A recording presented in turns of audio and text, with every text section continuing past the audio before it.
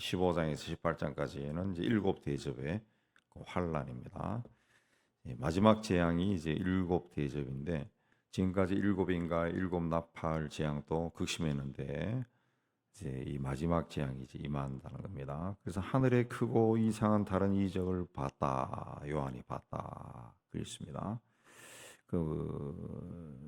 그걸 봤는데 2절에 보면은 그 짐승과 그 우상과 그 이름의 수를 이기고 벗어난 자들이 유리 바닷가에 있어서 하나님의 검은가를 가지고 그랬습니다. 그 짐승과 우상과 그 이름의 수, 이 각각 다른 그 환란을 다 거친 그 자들이 성도들이 그 환란을 다 이기고 이제 그, 그 유리 바닷가에 서 있는 모습을 본 겁니다. 유리 바닷가다 그러면은 하나님의 그 보좌 주변의 모습을 이제 상징적으로 보여주는 겁니다. 불이 섞인 유리 바다 같은 것이 있고 그렇습니다. 그 주변에 짐승과 우상과 이름의 수를 이기고 벗어난 자들, 그 환란을 이긴 자들이 왔다 그랬습니다. 이 불이 섞였다라고 하는 것은 이제 심판을 이해하는 심판, 불이 섞인 유리바다, 심판을 강조하다 보니까 이제 유리바다, 불이 섞인 유리바다다. 이 성도들이 그 많은 핍박을 견디고 이제 하나님 앞에 올라왔다. 하나님 보좌 옆에 있다. 그걸 이해하고 있습니다. 그래서 환란은 이겨낸 성도들이 유리 바닷가에서 3절에 모세의 노래, 어린 양의 노래를 불렀다. 노래를 그 검은고를 타면서 노래를 불렀다. 이 검은고는 그 뭐 요한이 우리나라 검은고를 구경했을 리가 없고, 근데 하프입니다. 하프. 그 번역을 검은고라 했죠. 예. 노래를 부르는데 이 노래라고 하는 단어는 헬라어로 오덴이라 그럽니다. 오덴이라는 거는 그냥 노래가 아니라 그 하나님을 찬양하는 찬송. 뭐 우리 세상에도 노래가 많죠. 뭐 유행가도 있고, 뭐 가요도 있고, 뭐도 있고, 팝송도 있고 다 있는데 그 찬송가가 있잖아요. 찬송은 오직 하나님께 영광을 돌리는 걸 찬송이라고 그러죠. 오덴 또 하나님과 그리스도를 찬양하는 노래.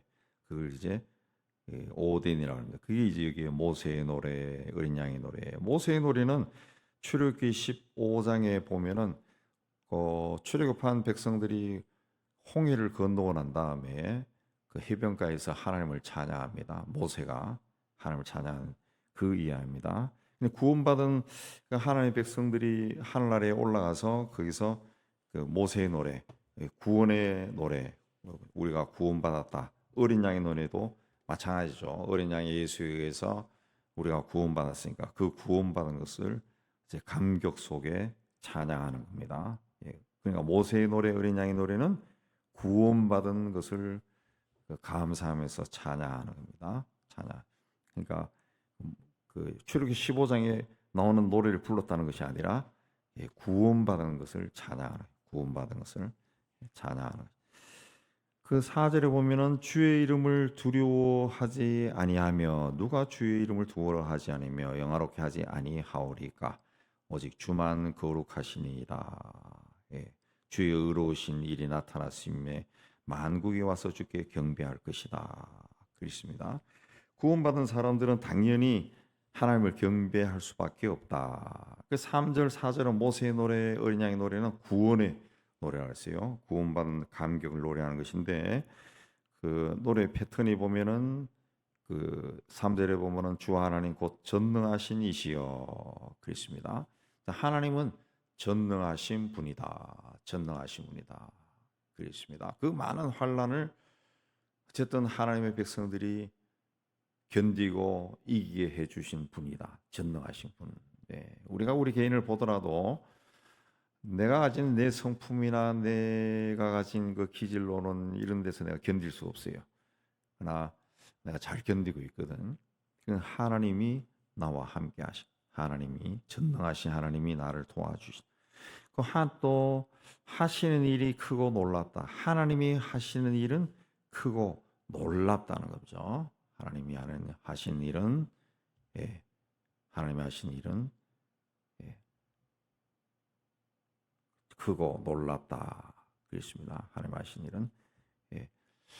하나님 하신 일은 아주 굉장하다는 거지. 굉장하고 아주 이 신비롭고 막 기적이 많다는 그런 일입니다. 크고 굉장히 굉장하고 인간이 생각할 때는 그 굉장히 위대한 일, 위대하고 기적이 많고 기적이 많은 그런 일이라는 겁니다. 크고 놀랍다. 사람이 봤을 때는 이건 뭐 입이 떡 다물어지지 않는 그 굉장히 귀한 일들이 있다는 그겁니다.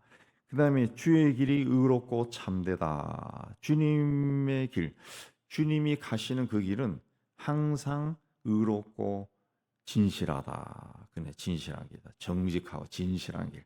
주님은 그 길로 가신다. 그 있습니다. 그래서 그 주님의 그 거룩하시고 의로우신 일이 나타났음에 4절에 만국이 와서 주께 경배할 것이다. 주께 경배할 것이다. 만국이 주께. 이거는 이제 그 모든 환란을 견딘 사람들이 하나님 앞에서 찬양하는 곡인데, 하나님 앞에 가서 부르는 노래나 오늘날 이 땅에 살아있는 우리가 부르는 노래나 똑같습니다. 똑같습니다. 우리의 입에서도 하나님을 찬양할 때 전능하신 하나님, 전능하신 하나님, 그 하나님 하신 일은 크고 기이합니다. 기적이 많은 일입니다. 이적이 많은 일입니다. 인간으로서는 이런 일이 일어날 수가 없는데 하나님은 하신다는 거죠. 기적적인 일. 그런 일이 우리 주변에도 많죠. 사람으로서는 이거는 도저히 나을 수 없는 일인데 병이 나는 그런 이야기.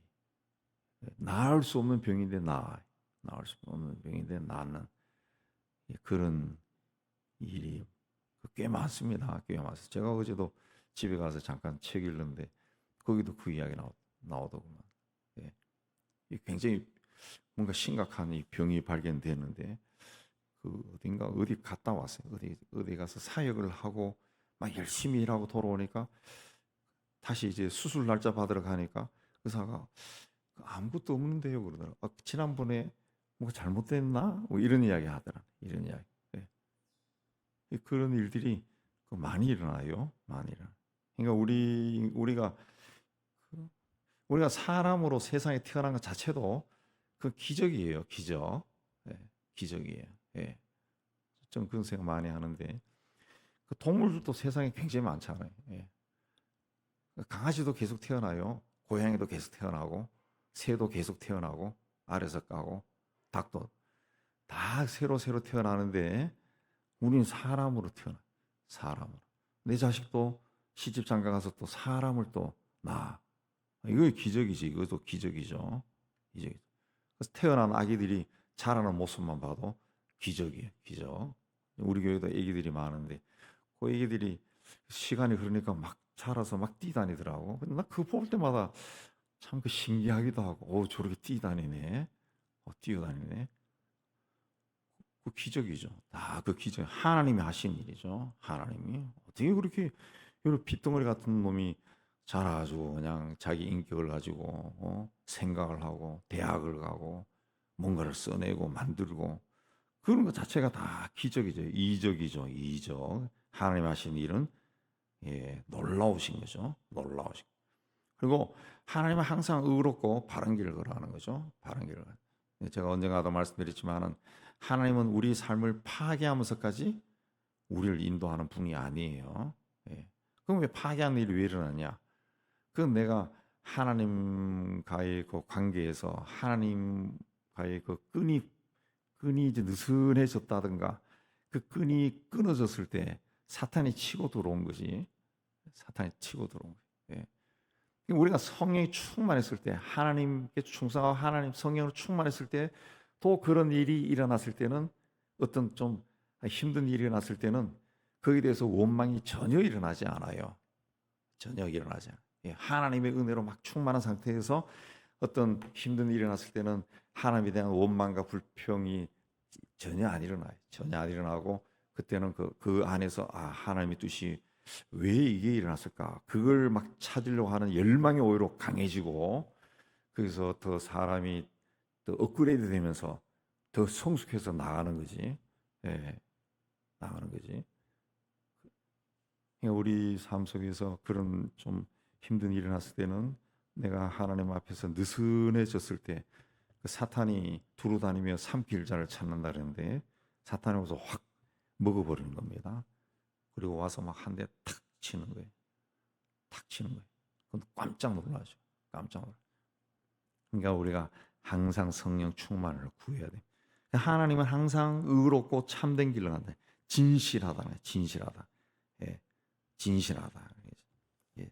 그러니까 어떤 교회 다니는 사람들 중에 다 봐도 이렇게 별로 정직하지 않은 의롭지 않은 그 행동을 통해 가지고 뭐 권세를 가진다든가 돈을 번다든가 그리고 하나님의 뜻이다 그러고 할렐루야 하는 사람인데 그 하나님을 모욕하는 겁니다.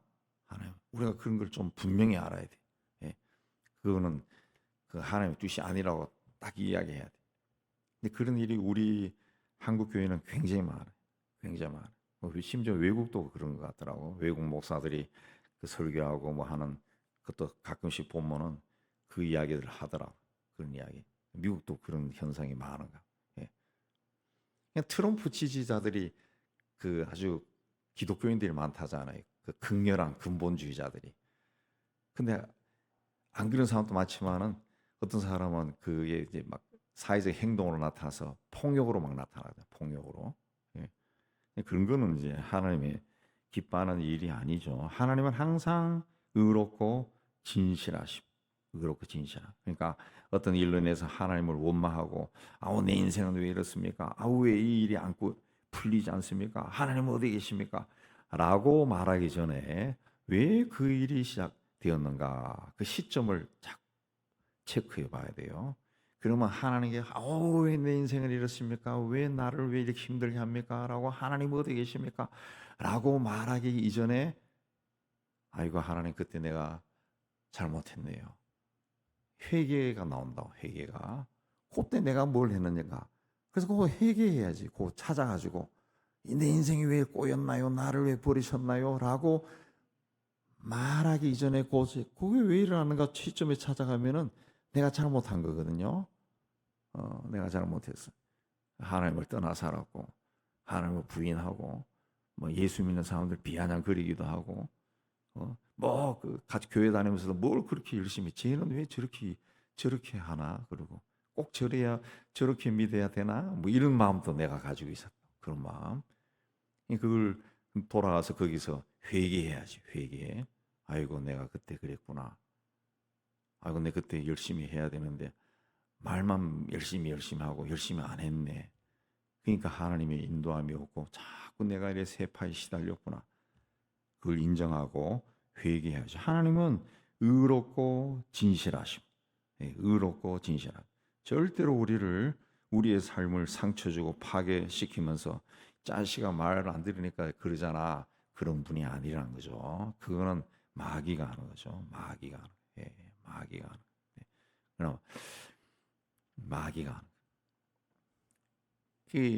그 욥도 보세요. 욥이 그 하나님의 그 은혜로 충만하고 혹시라도 자식들이 죄를 질까봐 하나님께 제사를 드리고 막 그렇게 열심히 돼요. 사탄이 보고 와서 내 저놈을 한번 망하게 할게. 그러니까 하나님이 허락했잖아요. 사탄이 아무리 흔들어도 욥이 조금씩 마음이 흔들리긴 하지만은 하나님을 떠나지 않는다. 떠나지 않는다. 끝까지 하나님 곁에 붙어 있다. 예.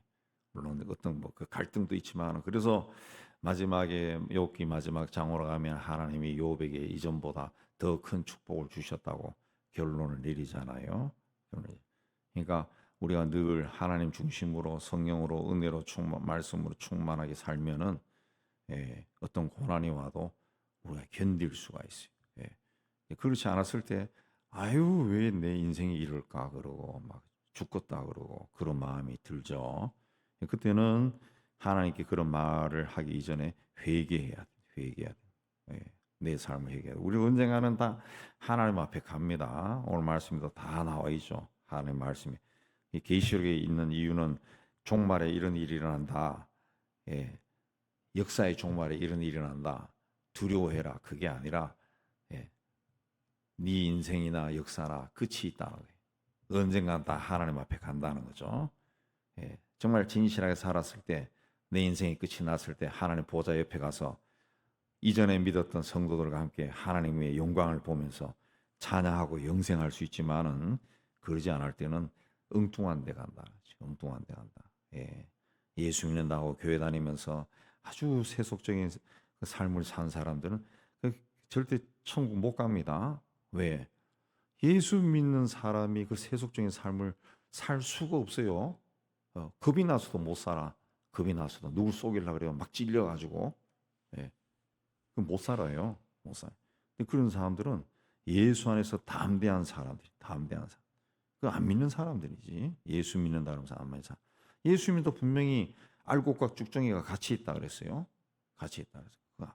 그러니까 굉장히 조심해야 돼요. 우리가 조심해야 돼. 조심. 저도 그 죽으면 영생 당당하게 올라간다. 때로는 자신이 없을 때가 있어. 자신이 과연 내가 어디로 갈 건가. 예. 우리가 그 주님이 나를 부르시는 순간까지 자기에 대해서 그런 생각을 가져야 돼. 그래야 성실해지지. 그냥 예수 믿으면 천당이다. 그거 아니지. 예수 믿고 천당까지 갈 때까지 이게 수많은 인생이 있는데 여기서 하나님의 자녀답게 살아야죠. 성경은 분명히 그 이야기하고 있어요. 하나님 자녀답게 살라고. 그래서 자녀답게 살지도 않고 나는 당신 예수 믿습니까? 예수 믿습니다. 그러면 천국. 그거 아니라는 거. 아니라 예수 믿었으면 예수 믿는 사람답게 살아야죠. 살아야죠. 예. 그렇게 사는 것이 그렇게 산 사람들이 하나님 앞에 가는 거지. 하나님은 죄를 싫어해요. 독생자를 십자가에 못 박아 죽일 정도로. 그런데 세상 죄로 덕지 묻은 사람들이 어떻게 하나님 앞에 가서 하나님을 경배하고 그렇게 할 수가 있겠어요? 그럴 수가 없는 거죠. 없어요. 자, 환난에서 구원받은 성도들의 찬양 모습을 본 요한에게 5절에 보면 또 증거 장막에 열렸다. 장막의 성전이 열렸다. 증거 장막 성전이라는 것은 그 하나님이 계신 곳을 이야기하는데 왜 증거 장막이냐? 출애굽한 백성들이 가나안 땅 가기 전까지 하나님의 임재의 상징인 성막이 그 백성들 가운데서 이 행진을 했는데 그걸 증거 장막이라고 했어요. 증거 장막. 왜 증거 장막이냐? 거기에 그 장막 안에는 하나님의 말씀인 율법이 있고 그게 법궤에 간직되어 있었죠. 그게 함께 움직이니까 이 하나님이 우리와 함께 하신다는 증거가 있는 장막이다. 그래서 증거 장막이야. 증거 장막.